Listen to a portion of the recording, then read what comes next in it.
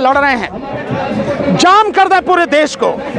केवल जो बीमार लोग हैं, एम्बुलेंस वगैरह हैं, उनको किसी हालत में ना रोकें, उनके लिए रास्ता दें, उन्हें जाने दें। बाकी पूरे देश को जाम कर दें। संशोधन किया बिल वो तब लेके आई है सरकार जिस समय विपक्ष के 140 सांसदों को बाहर कर दिया। इसका मतलब क्या है? उसी के बाद लेके आई ना। इसका मतलब यह है कि कानूनों पर किसी तरह की चर्चा ना हो।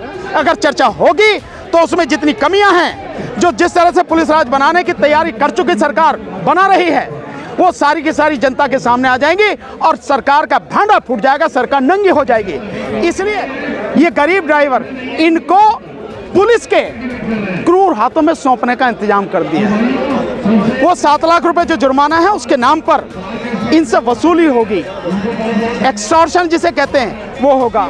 तो मोदी जी ये सिद्ध कर चुके हैं कि वो पूरी तरह से निरंकुश तानाशाह बन चुके हैं और देश की जनता की गर्दन पर पैर रखकर हुकूमत करना चाहते हैं। इसलिए कानून बनाए गए हैं। बात यह है कि आप लाए क्यों?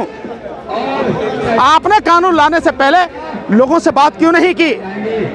जो आपके एक्सपर्ट हैं कानून के, उनसे बात क्यों नहीं की? आपने सारी चीजों को देखा क्यों नहीं? इसके नकारात्मक और सकारात्मक प्रभाव क्या होंगे, उनके विषय में आकलन क्यों नहीं किया? जब तक ये सरकार रहेगी, इसको उखाड़ के नहीं फेंका जाएगा, तुम्हारी किसी समस्या का समाधान नहीं होगा। किसके भलाई की बात करी है सरकार ने? एक व्यक्ति बताओ, एक समाज बताओ, एक संगठन बताओ जिसके चंद पूंजीपतियों के अलावा किसके भलाई की बात करी है? कानून पूरी तरह से गलत है। ये 324, ये 326, ये 307, ये 308 काहे के लिए है? ये इसी के लिए तो है। पूरी तरह से गलत है। और कानून बनाते समय सरकार ने, या कानून बनाने से पहले ट्रांसपोर्ट डिपार्टमेंट के लोगों से, विशेषकर जो इफेक्टेड लोग हैं, उनसे बात करनी जरूरी नहीं समझी। बिना उनसे चर्चा के, बिना सही कानूनी सलाह के सरकार ने ये पुलिस राज्य बनाने के लिए कानून लेकर आई है। इसके बाद होगा क्या? ये 10 साल की सजा और 7 लाख रुपए जुर्माने, ये इन ड्राइवरों को, ये बेचारे जो मजबूर मजलूम हैं, ये गरीब ड्राइवर, इनको पुलिस के क्रूर हाथों में सौंपने का इंतजाम कर दिया है। वो 7 लाख रुपए जो जुर्माना है उसके नाम पर इनसे वसूली होगी, एक्सटॉर्शन जिसे कहते हैं वो होगा। तो कहा जा रहा है कि सर जो 15,000 कमाएंगे वो 10 लाख कैसे जुर्माना भरेंगे? यही तो समझने की और सोचने की जरूरत है। मैं बार बार ये कहता हूं कि क्या कोई व्यक्ति, कोई भी व्यक्ति हो, एक्सीडेंट जानबूझकर करता है क्या? अगर कोई पक्षी आ जाए, कोई जानवर आ जाए, कोई व्यक्ति आ जाए, तो वो उसे बचाने की भरसक कोशिश करता है।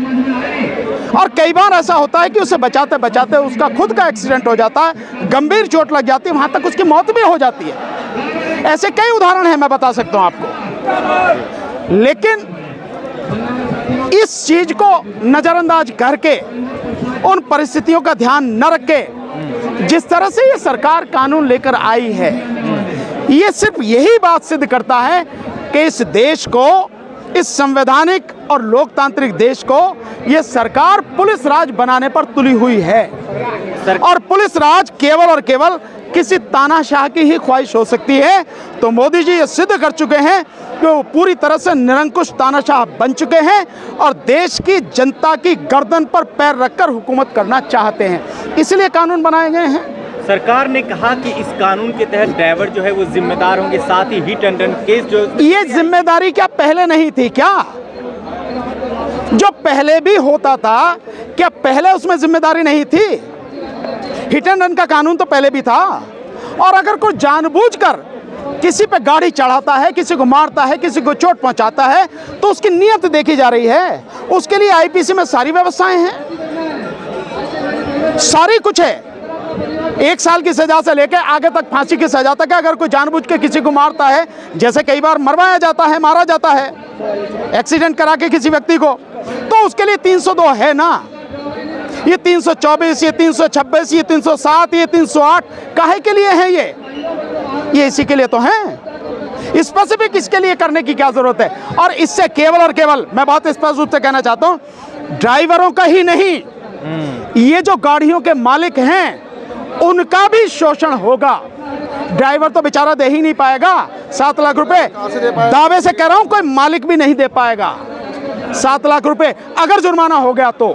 10 लाख। ये सर 10 लाख रुपए जो भी आप कह रहे हो, पर 7 लाख की बात है, 10 साल की सजा, ये कौन दे पाएगा? नहीं दे पाएगा। और होगा क्या? ये जो सड़क पर पुलिस वाले हैं कहीं भी रोक लेते हैं, ये जो आरटीओ हैं, ट्रांसपोर्ट डिपार्टमेंट के लोग, इन लोगों के हाथों में ये मजबूर ड्राइवर लोग और इन गाड़ियों के मालिक केवल और केवल एक बहुत ही निरीह प्राणी बन के रह जाएंगे, एक बहुत ही कमजोर व्यक्ति बन के रह जाएंगे। इनके माध्यम से इनका शोषण ही होगा और कुछ नहीं होगा। तो कानून बनाते समय सरकार को सोचने की जरूरत है। सरकार जो है, अगर ड्राइवर के वेलफेयर की बात करें या ड्राइवर आयोग की बात करें तो सरकार उस पर ध्यान नहीं देती, लेकिन कानून जल्दीबाजी में लाया गया। क्या ड्राइवर के वेलफेयर की? मुझे आप बताओ किसके वेलफेयर की बात सरकार ने करी है? किसानों के वेलफेयर की बात करी सरकार ने? मजदूरों के वेलफेयर की बात करी सरकार ने? बेरोजगार युवाओं के वेलफेयर की बात करी सरकार ने? महिलाओं की सुरक्षा की, उनके वेलफेयर की बात करी सरकार ने? जो 1 रैंक 1 पेंशन के लिए यहीं पे पिछले 3000 दिन से ज्यादा हो गए लड़ रहे हैं फौजी हमारे रिटायर्ड, उनके भलाई की बात करी क्या सरकार ने? किसके भलाई की बात करी है सरकार ने? एक व्यक्ति बताओ, एक समाज बताओ, एक संगठन बताओ जिसके चंद पूंजीपतियों के अलावा किसके भलाई की बात करी है? किसी की नहीं। और इसके बावजूद भी देश के लोगों को समझ में नहीं आ रहा कि उनकी जो असली समस्या है उसकी जड़ क्या है। और उसकी जड़ अगर नहीं समझ में आ रही तो मैं बोल देता हूं, वो जड़ है मोदी सरकार। और जब तक ये सरकार रहेगी, इसको उखाड़ के नहीं फेंका जाएगा, तुम्हारी किसी समस्या का समाधान नहीं होगा। किसान आंदोलन में पहले दिन मैंने ये बात कही थी कि किसान आंदोलन में ईवीएम को आप साथ में जोड़िए। आप ईवीएम को जोड़ेंगे, ईवीएम हटेगी, बैलेट पेपर से चुनाव होगा, साफ सुथरी सरकार आएगी, चाहे जो भी हो। अगर मोदी जी को इतनी पसंद करती है देश की जनता तो वही चुन के आ जाए, क्या फर्क है? लेकिन लोगों के दिमाग में जो शक है वो तो साफ हो जाए। किसानों ने मेरी बात नहीं मानी, ईवीएम को उसमें शामिल नहीं किया, और अब नतीजा ये है कि जो समझौता किया से किसान ने कि हम मुकदमे सारे वापस लेंगे, एमएसपी पर कमेटी बनाएंगे, एमएसपी लागू करेंगे, कुछ नहीं किया। और 13 फरवरी को किसान देश भर के यहाँ आ रहे हैं, कल ऐलान हो गया अमृतसर में। किसी के भी भलाई का काम ये सरकार नहीं कर रही, क्योंकि इसका काम मोदी जी जो चाह रहे हैं हुकूमत करना, वो इस देश की जनता की गर्दन पर पैर रखकर हुकूमत करना चाह रहे हैं। सर, ट्रांसपोर्ट एसोसिएशन द्वारा मीटिंग करके कहा गया कि अभी ये कानून लागू नहीं है, सरकार की तरफ से ये कहा गया। नहीं, वो है तो होते कौन है बताने वाले? ये तो हर किसी को मालूम है, कानून लागू होता नोटिफिकेशन से, लेकिन नोटिफिकेशन तो जरा सी देर का काम है, तो इसमें बहुत लंबा चौड़ा वो समय लगेगा। सरकार ने कहा ये रहा कानून, अपने डिपार्टमेंट को देगी, छप के आ जाएगा सुबह ही और कहते हैं उस दिन से लागू हो गया।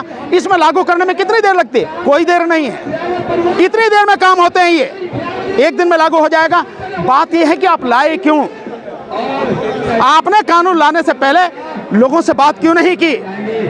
जो आपके एक्सपर्ट हैं कानून के, उनसे बात क्यों नहीं की? आपने सारी चीजों को देखा क्यों नहीं? इसके नकारात्मक और सकारात्मक प्रभाव क्या होंगे, उनके विषय में आकलन क्यों नहीं किया? तो क्या आप 13 करोड़ ड्राइवरों के लिए सुप्रीम कोर्ट में केस लड़ेंगे? सुप्रीम कोर्ट में नहीं जाए, मैं ये सलाह दे रहा हूं आपके माध्यम से। ड्राइवर एसोसिएशन को या ड्राइवरों को सुप्रीम कोर्ट में, हाई कोर्ट में जाने की जरूरत नहीं है। अगर चले गए वही मामला फंस जाएगा और फिर सरकार साफ बच जाएगी, आप कुछ नहीं कर पाओगे। तो उपाय क्या है? उपाय सिंपल ये है कि सड़क पर लड़ाई करें जैसे लड़ रहे हैं, जाम कर दें पूरे देश को। केवल जो बीमार लोग हैं, एम्बुलेंस वगैरह हैं, उनको किसी हालत में ना रोकें, उनके लिए रास्ता दें, उन्हें जाने दें। बाकी पूरे देश को जाम कर दें, तभी ये सरकार घुटने टेकेगी, अन्यथा नहीं टेकेगी। आपका जो कानून है वो लागू हो जाएगा, आपको पता भी नहीं लगेगी। ऐसा क्यों किया जाए ड्राइवरों के साथ जिनकी तनख्वाह भी मात्र 15,000 है, उनके ऊपर 7 लाख जुर्माना, 10 साल का कानून में बदलाव? मैंने बताया ना आपको, ये इसलिए किया जा रहा है कि मोदी जी इस देश में संविधान को खत्म करके राजतंत्र स्थापित करना चाहते हैं और राजा बनना चाहते हैं। और राजतंत्र जो चलता है, राजा का जो हुक्म चलता है, वो चलता है थानों से। इसीलिए कानूनों में बदलाव करके पुलिस राज बनाया जा रहा है, ताकि वो जो भी है डंडे के जोर पर करवा सके। इन कानूनों को बनाने की क्या जरूरत है? आपको समझ में नहीं आता कि देश की जो क्रिमिनल लॉ के जो मेन जो कानून है, जो आईपीसी है, जो सीआरपीसी है, जो एविडेंस एक्ट है, उसमें सरकार ने तब संशोधन किया, बिल वो तब लेके आई है सरकार जिस समय विपक्ष के 140 सांसदों को बाहर कर दिया। इसका मतलब क्या है? उसी के बाद लेके आई ना। इसका मतलब यह है कि कानूनों पर किसी तरह की चर्चा ना हो। अगर चर्चा होगी तो उसमें जितनी कमियां हैं, जो जिस तरह से पुलिस राज बनाने की तैयारी कर चुकी सरकार बना रही है, वो सारी की सारी जनता के सामने आ जाएंगी और सरकार का भांडा फूट जाएगा, सरकार नंगी हो जाएगी। इसलिए विपक्ष को बाहर निकाल के कानून लाएंगे, बनाएंगे पास। ये है असली चीज। शुक्रिया।